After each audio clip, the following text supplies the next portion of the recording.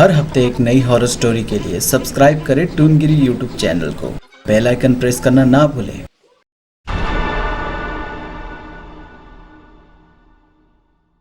गांव में हर किसी के मुंह पर बस एक ही बात थी, विक्रम की बीवी सुनैना पर उसका भूत आया है। आज से 1.5 साल पहले विक्रम की मौत एक ट्रेन हादसे में हो गया था। पुलिस इन्वेस्टिगेशन के दौरान उसे एक सुसाइड बताया गया, पर यह बात किसी को हजम नहीं हो रही थी, क्योंकि उस वक्त विक्रम की कोई भी ऐसी परेशानी या मजबूरी नहीं थी जिसके चलते उसे सुसाइड करना पड़े। विक्रम के घर के सामने भीड़ सैकड़ों के तादाद में खड़ी थी और उस भीड़ में खड़ा हर कोई यही जानना चाहता था कि आखिर विक्रम के साथ हुआ क्या था। इधर पवन अपना सारा सामान समेटकर गांव से भागने की तैयारी कर रहा था कि तभी कुछ गांव वाले हाथ में मशाल और लाठी पकड़े पवन के घर की ओर आ रहे थे। वो लोग इतने गुस्से में थे कि अगर पवन मिल जाता तो उसे मार ही डालते। पवन उन लोगों से छुपते छुपाते किसी तरह से स्टेशन पहुंचा। किस्मत से उस रात की आखिरी ट्रेन भी स्टेशन पर ही खड़ी थी।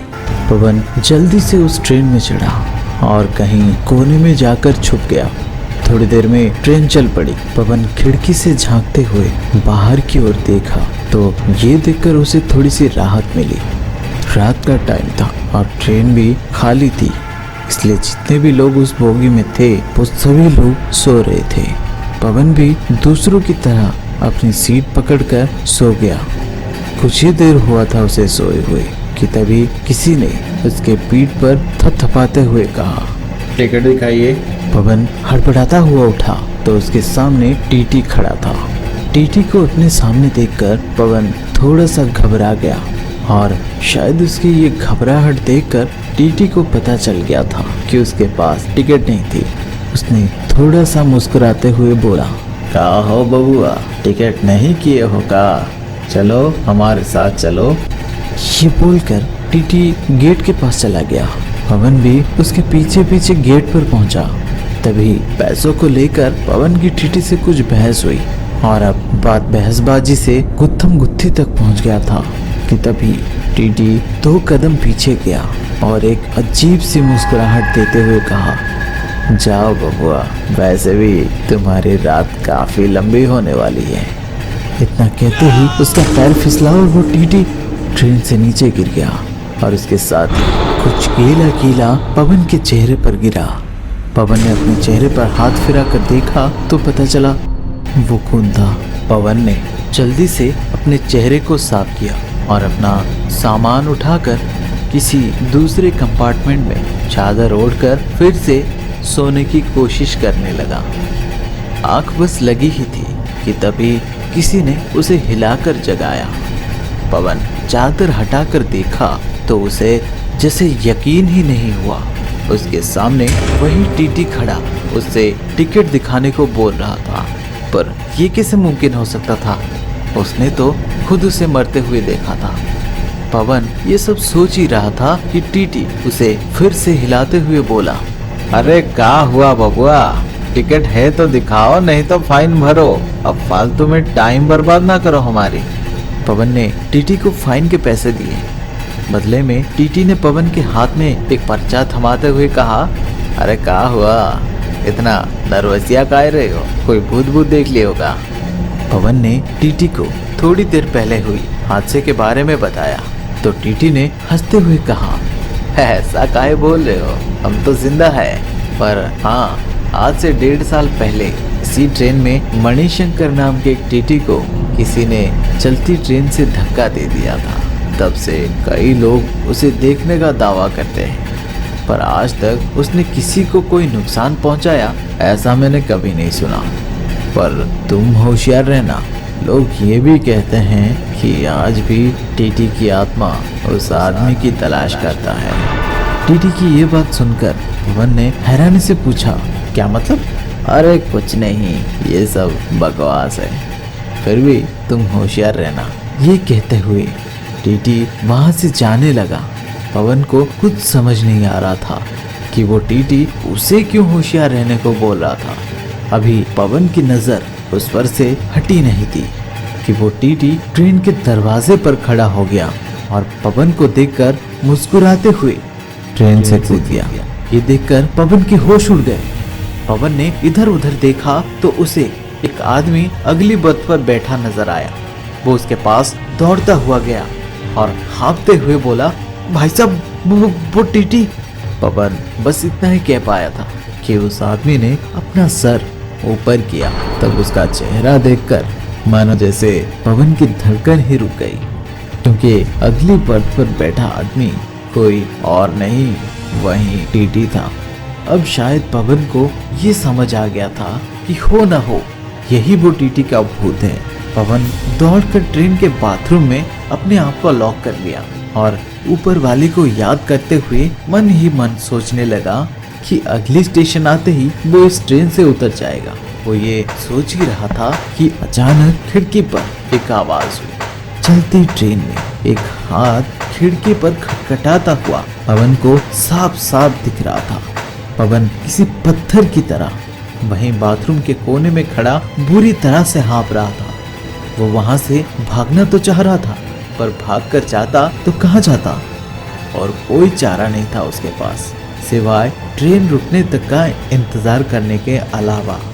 थोड़ी देर बाद वो सारी आवाजें अचानक से अपने आप ही बंद हो गई। लेकिन अभी भी पवन को यही डर सता रहा था कि पता नहीं दरवाजा खोलते ही क्या दिखाई दे जाए।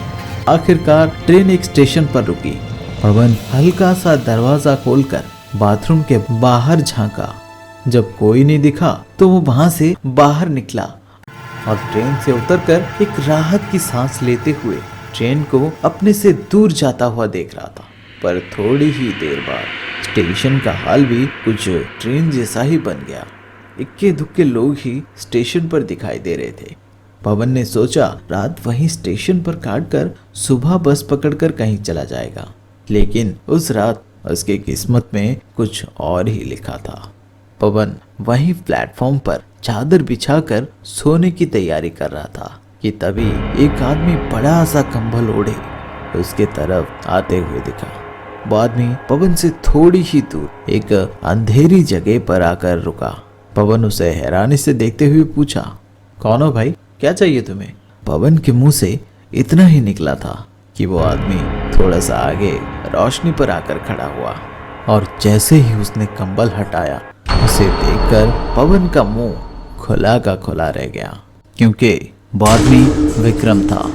उसके एक हाथ के लगभग चीथड़े उड़ चुके थे और पूरे बदन पर कटने छिलने के निशान थे, जिनसे लगातार खून बहता जा रहा था। पवन विक्रम को देखकर हैरान था और साथ ही डरा हुआ भी, क्योंकि पूरा गांव जानता था विक्रम ने आत्महत्या की थी।